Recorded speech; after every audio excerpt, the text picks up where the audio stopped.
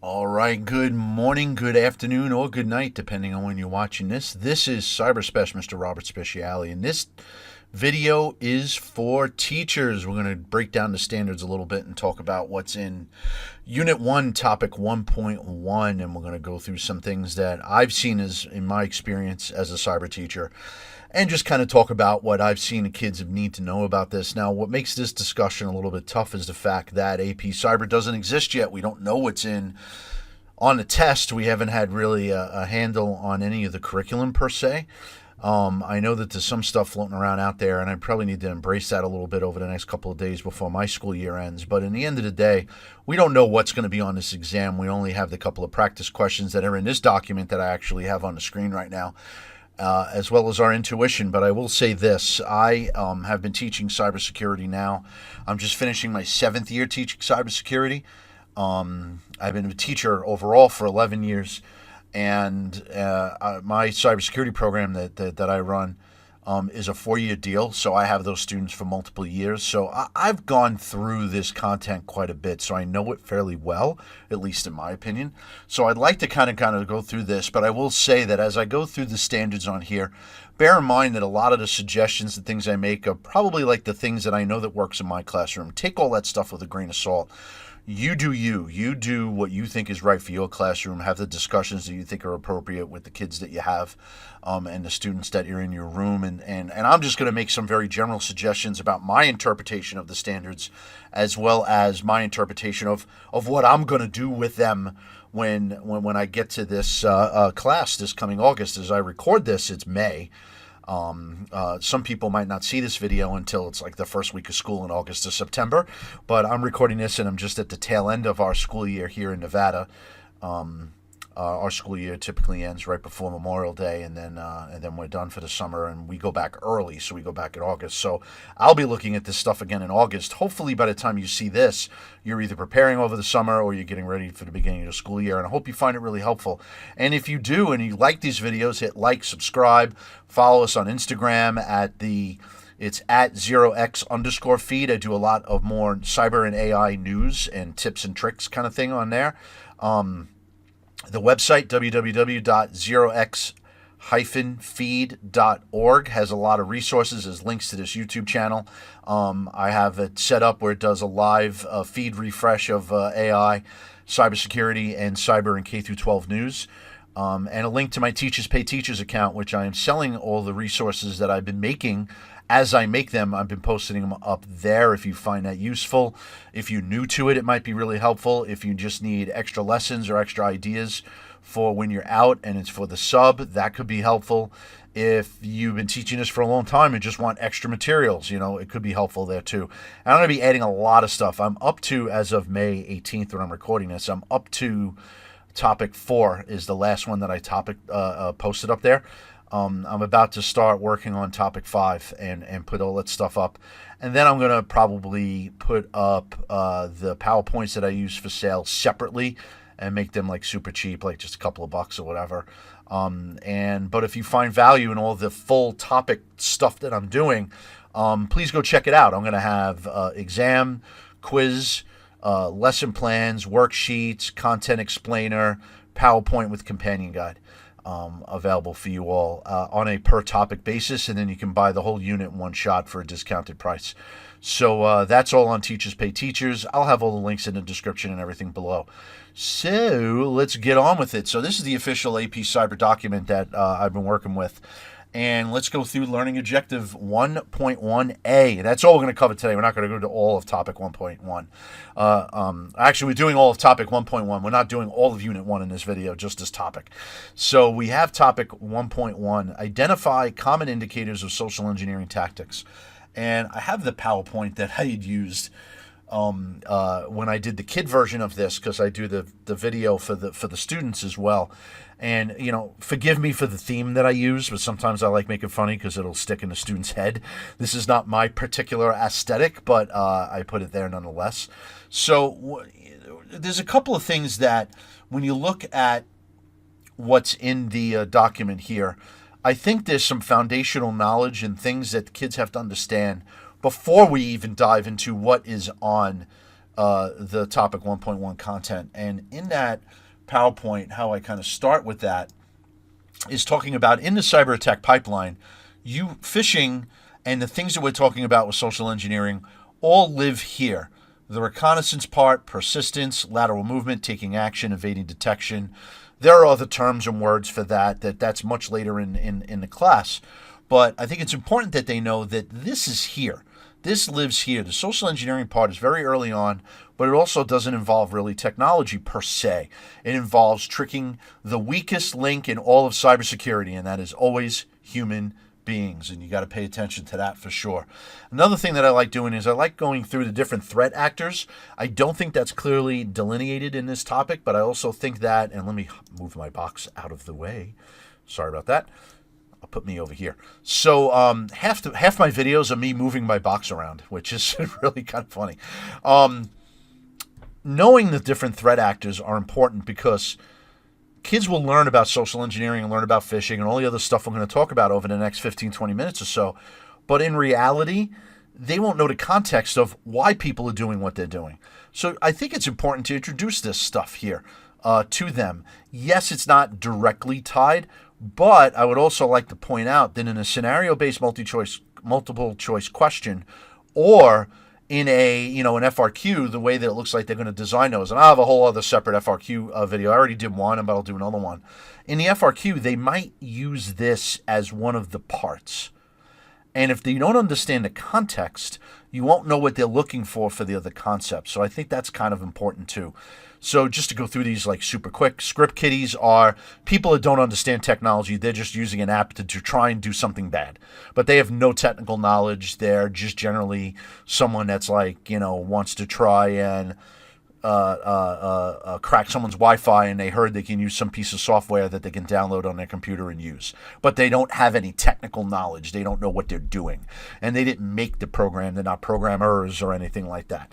Hacktivists are people that seek to do any type of hacking or phishing or social engineering or whatever to bring up social and political causes. One of the things that I discuss with the students is I always bring up, like, say, somebody from Greenpeace wants to take out a website of a whaling company in Japan, or something along those lines, bringing up social or political causes by taking down a website of a company that they think is doing something bad in their eyes or in their view. You have insiders, and that's the big one. For social engineering, to me, that is the big one. Insiders are the disgruntled employee that they got passed up for promotion. They don't like their boss. They're going to be leaving in a couple of weeks, so they can do destruction from the inside. And they're the ones that might deploy some social engineering tactics on other people IRL, in real life, that have nothing to do with technology and everything to do with manipulating somebody into giving up their personal info so that insider can use that to try and guess and check a password or do the challenge questions and reset someone's password on them and then get at access to sensitive company data that they might take with them to a competitor or sell it on the black market or some crazy stuff like that. But insiders are always the toughest to deal with because they're already in the network, okay? And I think that's where social engineering has the most power.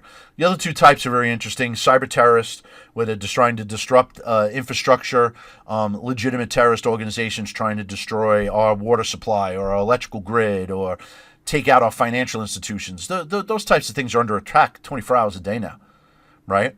That are in the private sector, we have our IT and cybersecurity departments are fighting against that every day, as well as the United States military through the United States Air Force and the Space Force and every branch of the military now has some type of cyber element to it that they are hunting down these people that are doing this and deploying some of the same tactics, actually, which is somewhat interesting.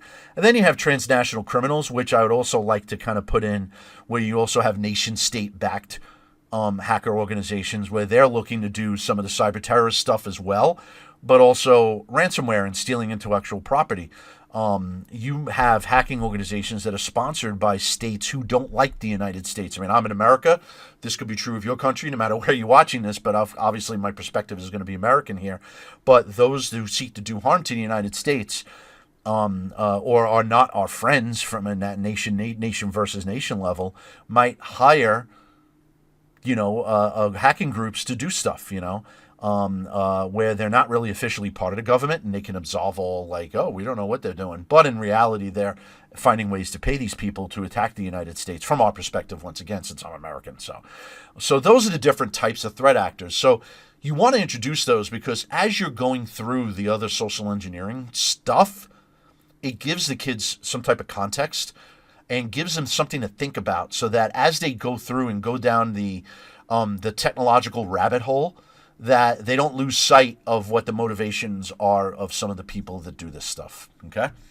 So in that topic one, going back to, where's my tab here? So going back to topic 1.1, the common indicators of social engineering tactics. Social engineering attacks employ psychological tactics that manipulate users into revealing sensitive information, downloading a malicious file, or clicking on a malicious link. Social engineering can be performed in person, but it is often done by email, text message, or through social media messages. Don't sleep on the performed in-person stuff. That's what a disgruntled employee thing is. But when you look at these tactics, and we'll go through them in a second, notice as an adult how similar they are to what car salesmen do or any other type of high-pressure salesman. All right? They try and get you to make a decision based on sense of urgency. We're going to talk about why that works psychologically here in a little bit. 1.1a2, adversaries often use these psychological tactics like intimidation and urgency to achieve their goal. Intimidation is when an adversary threatens a target with negative consequences. Urgency is when an adversary creates reasons why a target should act quickly. And we're going to go through some of the other ones that are true too. Urgency, intimidation, but also consensus. Claiming social pressure by claiming, hey man, it's peer pressure. Everybody else is doing it. Why aren't you? Right? Scarcity. That's another salesperson tactic. Hey, this is the last Corvette we're going to have on a lot. You want to buy this vet now? I'm not going to get another one in for 6 to 8 months. So you need to make a decision on this purchase today. Right? As well as familiarity. Maybe you go in to buy a car and the salesperson there sold the car to your cousin. Hey, you can trust me. I'm going to give you a good deal because you're giving me repeat business. But we all know that that's not always true. Urgency. You got to make a decision now. Right? There's a sense of urgency. You got 24 hours. I can't hold this deal forever for you. Right? You got to make a decision while you're sitting here. Someone else is trying to buy this car. You want to buy this car now? You want to make sure they get it, or do you want it? Right? And intimidation, which also is sometimes deployed. I don't know if I can really give a specific example, but some people just by nature of that, using the car salesman analogy again, get intimidated just by having the fact of having to negotiate something. All of those tactics are all true here. You can deploy these psychological things in the psychological playbook like this, I keep pointing this way because I have dual monitors and it's on this screen, even though I'm looking here. You're looking at these psychological tactics like a salesperson, but you can apply these in cybersecurity, and they can be applied in a phishing email, in a phishing text message. We'll go through the different names. I don't like some of them, but these are what are the tools of the people, and none of this has to do with technology. All of it has to do with trying to get a person out of their thought loop. So say you're sitting at home, it's a Saturday.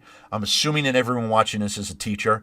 Maybe kids are watching this too, so you can find out what teachers talk about. God bless. So say you got a teacher, right? You're a teacher, you're sitting at home, and you're trying to come up with what you need to do today. You got your list of errands you're going to run. Maybe you're going to go in the backyard and work on something in the backyard, tend to the garden. Maybe you decide I got to read the next chapter of the book I'm reading. Maybe you're obsessed with AI and you're making Claude, make a bunch of apps or whatever it is, right? But you have a plan. It's your day off. You have things to do. Your thought process and how to put that day together is very much uninterrupted, right? The tactics that are here try and get you out of that mindset and make you make a decision that you wouldn't normally make when you're under normal standard operating procedure, right? Sense urgency, maybe like, oh my God, I need to take action right now. And you don't think about what you're doing, right? And you click the link in the email and you realize, oh no, what did I do, right? And all of a sudden a virus is installing on your computer or something crazy like that, right? That's what they want to do. They want to use these tools to get you out of thinking rationally, okay? And we'll talk more about that as we go by. Let me look. I think we covered it all on here. We'll talk about the different ways could be performed, text message and social media messages, and we just talked about that. 1.1b, that's the last one. 1.1b, explain how social engineering tactics influence victims to perform a desired action. It relies on the common psychological principles that influence human behavior. And we were just talking about that, so I actually overlap with 1.1b1, right? Social engineering tactics try and influence your behavior. It tries to get you out of your normal everyday thinking, okay? Intimidation in specific leverages, and that's 1.1b2, leverages a natural human aversion to negative consequences. Think about this. Sometimes you might have to have a parent as a teacher, right? You got to go to a parent meeting, and maybe you don't even know what the parent meeting's about, but you know their kid. Or maybe you do know what the situation is and they've called to have a meeting. Nobody likes having that meeting, right? And the parents might also be amped up because they're trying to protect their child and maybe their kid, right or wrong. I mean, I'm not going to go down that road. But as a teacher, I always know I have butterflies, right? Because no one wants to be in a situation that has the potential of negative consequences, or from this perspective, aversion to being in an uncomfortable situation. So intimidation actually it creates that same feeling, okay? And by drawing attention to possible negative consequences, adversaries use fear to incite targets to act. And how many times you've been sitting at a PLC or a staff meeting and you're like, whatever someone's talking about is just total bunk. And you want to raise your hand and you want to just like, you're out of your mind and just have an argument. What do most people do? I'm not going to raise my hand, right? Because they don't want to deal with it. They don't want to have that argument. Like, you know what? Whatever. I'm just going to go do what I need to do anyway, right? So that's like a thing. And intimidation leverages that same feeling. That is an analogy for what intimidation does within this time, within this frame.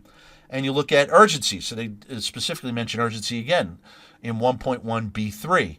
Leverages a natural human response to react quickly to time-sensitive needs. How many times, right? When we as teachers sit there and someone puts something on our plate that's outside of the chain of command, but they have a sense of urgency that they want you to take action on something, right? And all of a sudden you're like, oh my God, I have to like fill out this Google form. I need to do this bureaucratic thing. Right? How many times does that happen? Urgency can drive you nuts. And urgency interrupts your normal rational thinking loop. That's why it's so important as adults, and this is a skill that you want to talk about with the kids too, that you want to not allow things to disrupt your logical thinking, and you want to take a step back and you want to take a deep breath and say, let's process what's going on here so that I can act accordingly. And if you just change the mentality, you can fix 90% of all the social engineering and phishing stuff that happened to people. 1.1c, describe possible impacts for victims of social engineering.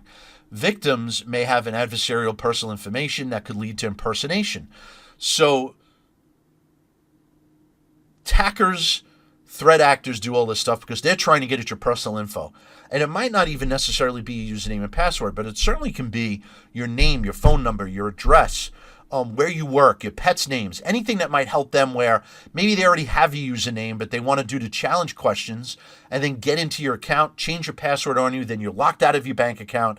They're going to drain your account. They're going to open up a credit card. They're going to go to Best Buy and buy 80,000 flat panel monitors for all their friends.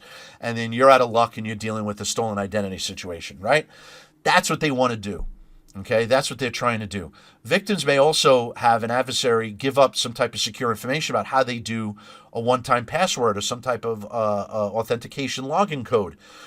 Two-factor authentication is great, but it's not bulletproof, right? It may slow a hacker down, but it might not stop them. But social engineering might give up something that could give somebody something to get at your account.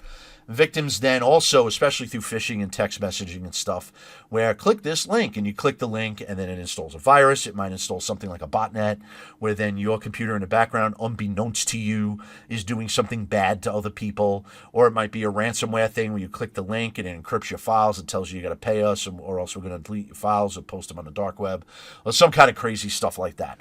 So that's what they're talking about here in topic 1.1c. Now, I did a speed run through that, but let's go over the PowerPoint that I had already made. Excuse me, let me take a drink of water. That I already made in the kid video, but let's break it down from our perspective. Now, when I look at these standards before I even start, my suggestions or how I'm going to approach this stuff is really, since this is foundational, I'm going to go heavy on the memorization. I'm going to go heavy on vocabulary. I'm going to go heavy on worksheets with matching columns. And I'm going to go heavy on examples. There's plenty of websites out there. If you go to the kid video, maybe I'll copy them over when I post this. Yeah, I'll have them down in a link. Stanford, Indiana University, a couple other universities have phishing education websites that you can see example phishing emails and stuff. And you can show them your own spam emails. That's what I've done with students too. Find everything, find where they're using an urgency, find where they're using this, find where they're trying to do that. How do you analyze this link, and really kind of dive into it and give the kids examples. And I think that's always great. Another thing that I like doing is put them into small groups, 2 or 3, give them examples and have them kind of work out everything, but give the class, each group, like different examples. Don't give them the same one, so that, and make them present a little bit, like a quick 2-3 minute deal when they're done, so that everyone in the class sees different perspectives on that. I like doing stuff like that, but I also think this is a very heavy into memorization of vocabulary, and understanding some foundational concepts is the direction that I would go in with this for sure. So in this PowerPoint that I made for the kids, and I don't have this for sale on Teachers Pay Teachers. Maybe I'll add it as a separate one. I think I'll do that. And like I said, the kawaii theme with all the cartoon characters, I just do that once in a while because I know the kids kind of like it from time to time. The equation, or how you put a phishing email together. And let me take a step back. So what is phishing anyway? Phishing is an email that is designed to look real, but it's trying to get at your personal information by making you either click a link or respond to something where then you give your personal information, but you're actually giving it to the threat actor, not the actual destination it's supposed to be.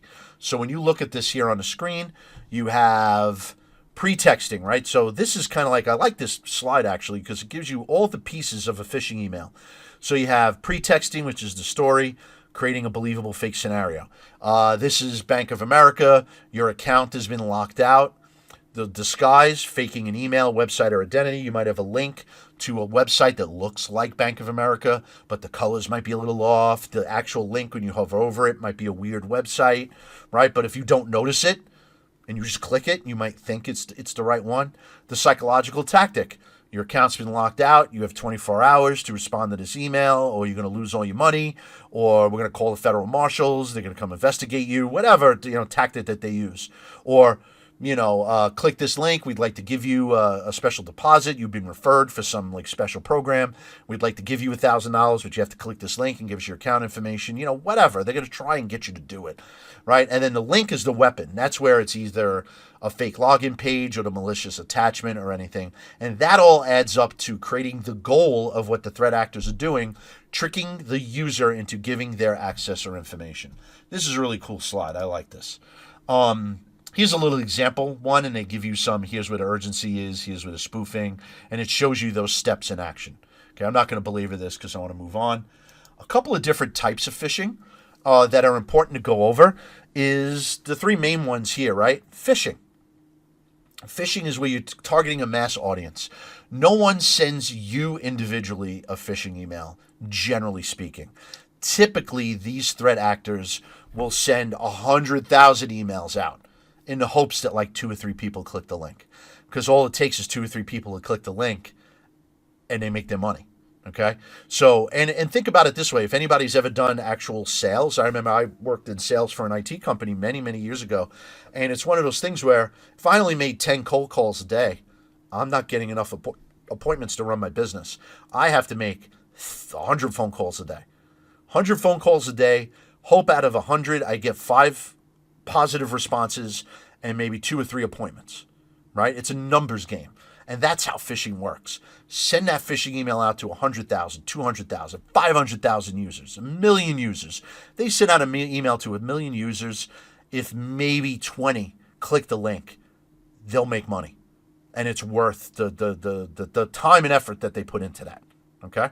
So that's phishing in a general sense. It doesn't take any effort to do. You can go get email lists. You can do whatever, right? So it doesn't take a lot of effort to do. Spear phishing is when they are actually targeting a person.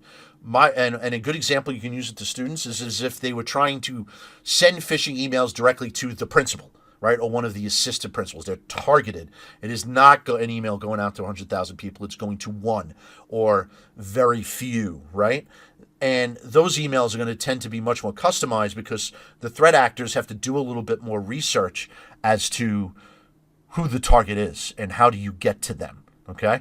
So regular phishing, you'll get a generic, hello, sir. right? Hello, ma'am. Hello, Mr. And then, like, redacted name. Sometimes they don't even fix it, right? Which then it's a telltale sign that it's phishing, right? Spear phishing will be a little bit more targeted, okay? And it takes a little bit more online investigating. That's what OSINT is, if you don't know what that is, and you'll learn soon. But online investigations will help hackers or threat actors, really the proper term, to actually target somebody. And then you have whaling. Whaling is when you're going after the CEO. You're trying to get Elon Musk to click the link. You're trying to get Tim Cook to click the link. All right, somebody like that. Bill Foley, owner of the Vegas Golden Knights, trying to get him to click the link. So that takes a lot of reconnaissance. The email has to look really solid. But I will tell you, just because a person is a C-level employee in an organization doesn't mean that they can't get tricked into clicking a link in a phishing email or a text message or whatever, okay? It happens. Happens all the time. So it's just much more of a targeted attack. Okay?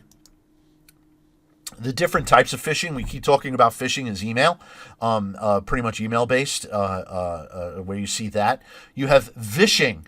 Now, and I don't like some of these terms. I really hate the terminology that they created for this stuff. I'm not a fan, but it is what it is. Vishing is voice. You get the spam phone call. We've been getting that for years, even before there was an internet. People, cold call your house, right? Except these are scam calls, and we've all seen those. Hello, this is the FBI. You owe $1,000 in back taxes. We're going to send federal marshals to your house in the next 24 hours. You need to call us back if they leave a voicemail, or while we're on the phone, you need to go on Target.com and buy gift cards and give us the codes, and then we can settle this account now. And it's fake, and you know it's fake. Like, most people don't get tricked by that stuff, but in the modern age, you don't know. If they make 1,000 phone calls a day, they get one or two people to do it. They're in the green. They're making money, so you got to watch for that. Okay, smishing, which I also don't like that title, is the ones from text messages. A lot of those you see are like, this is the U.S. Postal Service, and you have a package, and we can't deliver it, so click this link and give us your username and password, or give us your address, your phone number, and your social security number, and we'll reset up the delivery. Meanwhile, there is no delivery, right? They're just trying to get at your information. Another one is the fake toll. Like, oh, you went through a toll and didn't pay the toll messages. We're going to suspend your license if you don't pay. And meanwhile, you didn't even go to the state they're talking about, right? Excuse me. And the last one, and I will tell you now when I made this presentation, the last one is, hold on. Uh-oh. Wow, I need to go back and watch that video. Okay. I'm a big wrestling fan, so apparently Brock Lesnar just showed up on WWE on Monday Night Raw, so I have to pay attention to that a little bit. So anyway, quishing or with QR codes, think about any time you've gone to a restaurant and you just blindly hit the QR code to pull up the menu.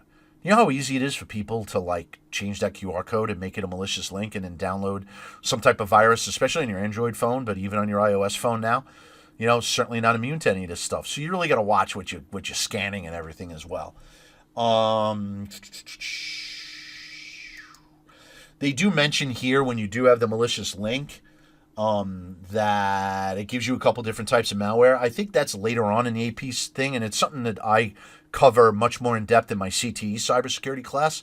Once again, though, I don't think it's bad to mention, if it's a phishing email that has a link that does open up a virus or try and install something on a computer, that these are the different types of malware that you have to deal with. And of course, then it gives you the opportunity to define what malware is. And if you're new to cyber and don't know the term, malware is just malicious software. Think about the Latin prefix mal is bad.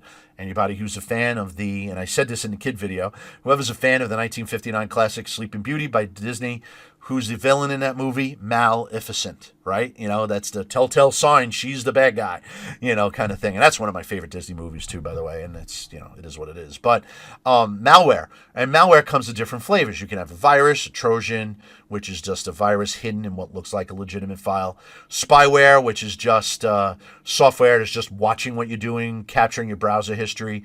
Keyloggers, it's capturing what you're typing and sending it back to a text file to the threat actor.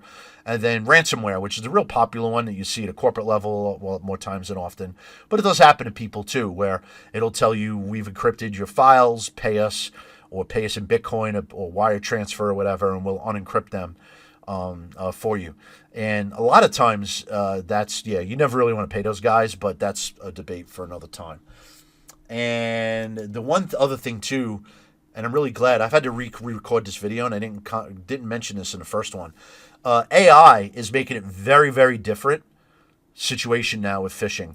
A lot of times identifying a phishing email had a lot of bad grammar in it.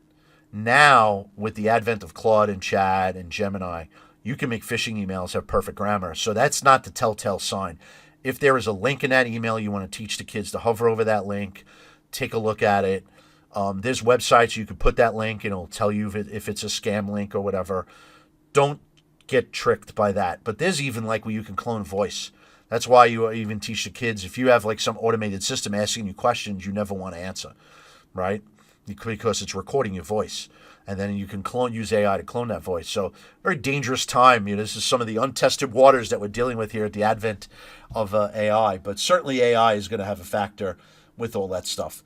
And then just like we said, I think 11C, here's the impact. When a person does, engage in the phishing email and click the link or respond to the person on the phone or the text message or whatever, they're getting your identity and using it against you to open accounts or do identity theft or get into your accounts. They are taking over your accounts and making it that you can't access your own account. That happened to my wife. Facebook, she didn't have two-factor authentication set up. Person hacked her account, changed the password, and then turned on two-factor so that when we were trying to get a code, it was going to them, not us. We got our account back, but it took a while. So those types of situations can happen. Or the person is not the target. A threat actor then will get a foothold into a network or a system so that they can come back and have persistence. And that is a concept in cyber that we talk about much later, but that's where they now leave a back door so that they can come back and then move around. Lateral movement within the network is what they mentioned in here in the slide. But that's certainly something that people do. So you got to kind of pay attention to that as well. And that's pretty much it. I think we covered everything. Yeah, that's it for topic 1.1. Not very techy, this topic. It really talks more about psychological manipulation and what are the ramifications when you fall victim to some type of social engineering.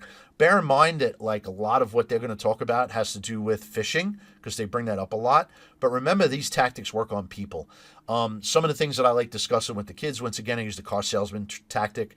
Maybe some of the students are not old enough to buy a car, but maybe they have gone to a car dealership with their parents or guardians and saw that process up live, and they can see that a little bit.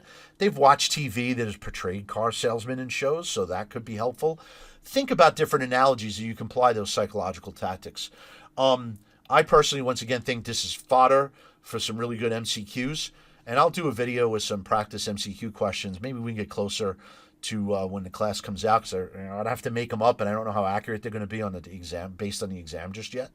But teaching them these foundational things, I think that this topic really lends itself to really doing a lot of practice MCQs, doing a lot of foundational things like practicing vocabulary, matching columns, looking at real-life scenarios, looking at real phishing and text messages, and all that. I'd even play a trick on the kids and make a QR code and have them say, all right, scan this, and don't even tell them anything. Let them scan it and have a message pop up on their phone. You've been tricked, right? And actually doing that. And now that I just thought of that, I'm absolutely going to do that, right? So some of those things are really good to do. And that's all I really have. I hope you found value in this video. If you made it to the end, thank you for that, just like my buddy Rich Eisen says in his videos. So I'd like to entertain you to like and subscribe. I'm going to be creating content all summer long so that there is a base of content when the school year starts, and then I'd like to consistently at least touch base with the teachers and make videos once a week during AP Cyber, just to kind of go through what I'm seeing, and as more curriculum becomes available and more resources come available, we won't be flying blind right now, but I want to at least get some of this stuff there and introduce, especially if it's teachers that are coming over from computer science and they're new to teaching AP Cyber, or new to teaching AP Cyber and don't even have a computer science background but are able to teach it for whatever reason. I want to just make these videos to see if they're helpful. And heck, you know what? Even though this is going to go in the teacher playlist, students might even find this, even though I made a student video already. So if you're a kid, get out of here. Go watch the student video. Teachers, you're with me. Go visit all the links. It'll be in the description if you'd like, and I would appreciate paying a visit to Teachers Pay Teachers. There might be some resources available that you would like to try and use. So with that, I'm going to sign off and go catch the end of the Yankee game. It is May 18th as I record this, so hopefully the Yankees are winning. I have not looked at my phone to see. So until then, take care. I hope all is well out there in Cyberland, and I will see you on the flip side.